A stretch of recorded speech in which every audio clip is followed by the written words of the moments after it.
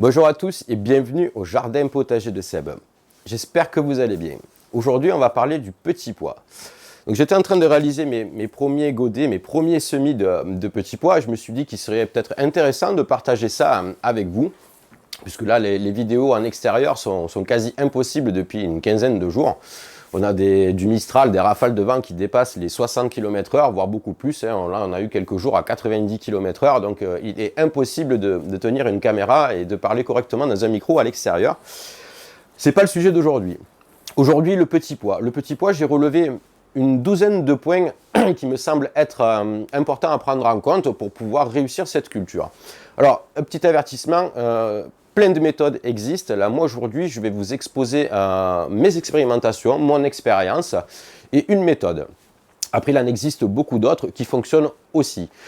J'en connais quelques-unes, mais moi, je vais vous parler en fait de ma méthode. Après, ces règles on va dire, ces règles de fertilité, ces règles de température, pour mener cette culture sont quand même générales. On va dire que c'est les bases et ces bases peuvent être adaptées. Voyez ça plutôt comme un curseur que vous pouvez déplacer un petit peu de droite et de gauche pour trouver votre bon compromis en fonction de votre substrat, en fonction de la richesse de votre sol, en fonction de votre climat, voilà, en fonction de plusieurs facteurs. Donc pour commencer, un point important, le petit pois, famille des légumineuses et des fabacées. Pourquoi je vous parle de ça? Parce que ça c'est important quand vous pratiquez la rotation des cultures.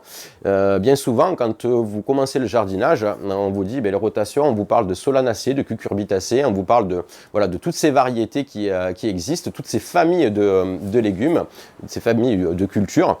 Et on a besoin de connaître dans quelle famille se situe le petit pois pour pouvoir appliquer ces rotations de culture. Donc légumineuses, fabacées. Ensuite, un deuxième point important, la période de semis. Donc ça, c'est toujours pareil. Vous voyez ce curseur, vous pouvez le déplacer de droite et de gauche, 15 jours en avant, 15 jours en arrière. Voilà. Ce n'est pas non plus une science exacte. C'est pour ça qu'il est difficile, et j'arrête pas de le répéter dans mon entourage, au sein de l'association. Un tableau de semis, c'est bien, mais ça vous donne uniquement une base. C'est pas parce qu'il fait un rayon de soleil qu'on va se mettre à planter. Il y a plein de facteurs qui sont à prendre en compte. Et je pense que voilà, l'expérience fera que petit à petit, vous pourrez réaliser votre propre calendrier de semis. Mais voilà, il est quand même important de savoir que le petit pois, par exemple, donc à grains lisses, peut se semer, lui, de octobre à novembre. Et en grains ridés, on peut être sur février, avril, mai. Voilà, on est vraiment dans cette plage de période de semis, toujours pareil, en fonction de votre climat et de votre région. Pour les températures de germination, donc une plage là aussi importante, on va être entre 8 et 25 degrés. Donc on va dire que 8 degrés, c'est vraiment le minimum. Donc prise de température ici, des planches de culture, on est sur une dizaine de degrés sur la surface. Là ici dans la serre, donc ça varie tellement que, à prendre en compte, il faudrait faire une moyenne. Mais relever les plus basses, ça peut être important de connaître ces températures basses. Mais gardez en tête que la moyenne suffit pour faire germer vos semis. Donc moi ici je tourne entre 8 et 25 degrés, donc je suis vraiment dans une plage idéale pour pouvoir réaliser cette culture, ce semis. Ensuite on va voir les profondeurs, donc on dit que ce soit en godet ou que ce soit en pleine terre, en semis en ligne ou en poquet. Donc je rappelle le poquet, c'est un groupe de petites graines, 4, 5, 6 graines par petit poquet, espacé de 30 cm. Et en ligne, on va mettre, on va dire, une graine tous les 2-3 cm. On peut aller beaucoup plus que ça, tout fonctionne. J'ai pas remarqué de problème de productivité avec des méthodes appliquées comme le semis en godet ou en semis en ligne. La seule chose, c'est que pour le tutorage, c'est quand même assez problématique selon le positionnement de vos graines. Donc restez toujours quand même en ligne et je vous dis après en poquet ou en ligne, ça suffit largement. Ensuite, au niveau du sol, donc il va falloir un sol qui soit plutôt léger, bien drainé et frais. Donc le petit pois, c'est pas une culture qui a besoin d'être trop enrichie, voire même pas du tout, puisque Là, par exemple, en rotation de culture, j'étais sur une culture de solanacées l'année dernière, aubergines, tomates. Et bon, là, cette année, j'enchaîne avec les légumineuses, donc les petits pois. Il n'y a pas eu d'apport de matière, on va dire, azotée particulière. Il n'y a pas eu d'apport d'engrais non plus, de quelque matière que ce soit, hein. Voilà pour ces points-là. Ensuite, on va passer à l'exposition. Donc, exposition ensoleillée, pas plein soleil, je vous le déconseille. Le petit pois, c'est une culture qui n'aime pas les fortes chaleurs. Donc ici, dans le Vaucluse, on souffre, malheureusement, je pense qu'aussi un petit peu de partout, de très fortes chaleurs, hein, par rapport à ce dérèglement climatique qui est bien présent, hein. Ça, on ne peut pas l'éviter, hein. On voit très bien le bouleversement, le changement en fait des saisons. Voilà, donc exposition ensoleillée, éviter le plein soleil. Ensuite, donc on l'a dit aussi, culture peu gourmande. Ensuite, une chose importante aussi au niveau des maladies. Donc il faut savoir que le petit pois peut souffrir du mildiou et de l'oïdium.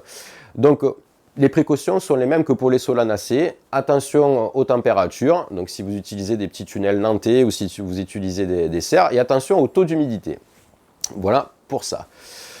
Ensuite, au niveau de la levée, donc que ce soit en pleine terre, facteur, toujours pareil, la température. Donc que ce soit en pleine terre ou à l'extérieur, on va être sur une levée entre 6 et 15 jours. Pourquoi 6 et 15 jours? Parce que, encore une fois, je me répète, facteur température. On me pose souvent la question de pourquoi, toi, ça a germé entre 6 jours et puis moi, 15 jours, j'ai toujours rien. Et bien parce qu'on n'a pas les mêmes températures. Si aujourd'hui je réalise un semis à l'extérieur où ma terre est à 10 degrés et je réalise un semis ici en serre non chauffée, je me retrouve là avec des températures, il est 11 h du matin et on est à presque 16 degrés. Donc vous comprenez qu'il y a une différence de température, donc la germination va se faire beaucoup plus vite. Ensuite, au niveau des récoltes, on va se retrouver entre 10 et 15 semaines après la levée. Voilà, ça c'est toujours pareil, c'est aléatoire, donc, mais c'est par rapport aussi à votre environnement. Toujours les mêmes clés en fait que je vous ai expliquées en début de vidéo. Au niveau de l'entretien, il n'y a pas d'entretien particulier, juste deux choses. Donc après la levée, si vous avez des pousses qui sont entre 10 et 15 cm, il va falloir les buter légèrement. Et un tutorage pour les variétés. Alors même moi, les variétés qui sont on va dire, naines, je les tuteur quand même. Donc toujours, cette culture est toujours positionnée au pied d'un grillage. Vous pouvez le faire avant, vous pouvez le faire après. Moi, je préfère le faire avant, qu'après c'est un petit peu compliqué. Des fois, on casse un peu des branches. Donc voilà, c'est un peu plus problématique de tutorer tout ça après, mais c'est quand même réalisable. Voilà, mais écoutez, c'est à peu près tout pour les points on va dire, cette douzaine de points concernant la culture du petit pois. Donc, voilà, dans cette vidéo, donc, je vais vous montrer 2-3 choses concernant la mise en place des graines. Donc le remplissage d'un godet, c'est tout ce qu'il y a de plus classique, hein, sans trop tasser. Donc au niveau du substrat, il n'est pas nécessaire d'utiliser un terreau à semis, hein. Même une terre de jardin peut faire l'affaire. La seule différence, c'est qu'on va avoir des pousses d'adventice qu'il va falloir, il va falloir désherber votre godet. Et moi, je préfère m'éviter de faire ça. Donc j'utilise un terreau classique, utilisable en agriculture biologique. Ça pose pas de soucis et ça fonctionne. Ensuite, au niveau de l'entretien, donc l'entretien de cette culture, moi maintenant, c'est avec ce nouveau dispositif. Je vous le présenterai dans la prochaine vidéo. Alors je ne sais pas si elle va arriver la semaine prochaine ou dans 15 jours, ça va dépendre si j'arrive à dégager du temps et si aussi le climat me le permet. Donc c'est un nouveau bricolage. Parce que pour ceux qui connaissent la chaîne, moi j'entretiens l'irrigation, donc l'arrosage de mes semis par bassinage. La quasi-totalité de mes semis sont entretenus dans des bacs étanches par trempage. Donc là ici, je vous en touche juste deux mots aujourd'hui. Donc là, j'investis dans des auges de maçon, donc un investissement relativement faible, puisque là, on est à même pas 3 € l'auge. On est sur une contenance de 10 litres. Bon, ça a vraiment très peu d'importance, hein. 28 cm de largeur et 38 cm de long, ce qui me permet de mettre 12 godets dans une loge de maçon. Donc une fois votre terreau mis dans votre godet, tassez légèrement, positionnez 3-4 graines, pas trop collées. Moi je les espace un petit peu de 1 cm chaque graine. On tasse un petit peu tout ça, on les enfonce d'1 cm, 1 cm et demi, voire 3. Et après on recouvre de terreau. Une fois que ça c'est fait, moi je les positionne dans cette gamate, dans cette auge. Et je mets 1 cm d'eau au fond de mon récipient. Et là, l'irrigation, elle se fait par capillarité, l'eau remonte et ainsi mon semis est irrigué sur la totalité et l'irrigation est répartie.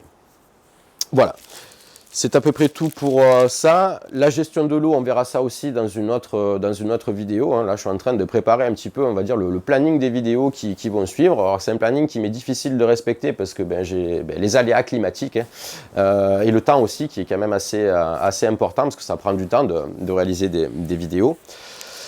Donc, on suivra ça, on verra aussi l'évolution. Oui, une chose aussi importante, je ne réalise pas tous mes semis de petits pois d'un seul coup. Là, je pars sur 24 godets. Donc là, j'ai réalisé hier une douzaine de godets. Là, je vais en refaire aujourd'hui encore une douzaine. Et dans 15 jours, je vais refaire aussi pareil 24, ce qui me permettra d'étaler mes récoltes. Voilà. Écoutez, c'est à peu près tout pour cette vidéo. J'espère que toutes ces informations vous aideront dans la culture du petit pois. Une dernière chose, je profite de ce petit moment pour vous représenter mon livre et pour vous dire qu'il est disponible aux éditions Rustica et dans pratiquement toutes les librairies. Donc je vous mets un lien dans le descriptif de la vidéo qui vous permettra d'accéder à ce livre. Voilà. Là, c'est toujours pareil, je vous prépare aussi une vidéo qui sera dédiée à la serre, à ses aménagements, comment concevoir sa serre, comment réaliser des semis en serre, gérer les températures, gérer l'humidité, gérer les maladies. On parlera aussi un petit peu de législation, la réglementation par rapport à tout ça, parce que voilà, c'est toujours pareil, donc des questions qui reviennent sans cesse dans mon entourage. Donc tout est ici dans ce bouquin, hein, pour cultiver et récolter toute l'année, hein. Donc dans une serre, ça nous offre pas mal de possibilités, hein, des cultures précoces et tardives. Voilà, mais il y a aussi quelques points importants à connaître sur la culture sous serre. Donc je vous détaillerai ce livre en même temps que je vous présenterai aussi les aménagements qui ont été réalisés ici. Donc vous retrouverez aussi dans ce livre tous les aménagements que j'ai pu réaliser en détail. Voilà, je vous dis moi à la prochaine pour une nouvelle aventure. A plus, bye bye.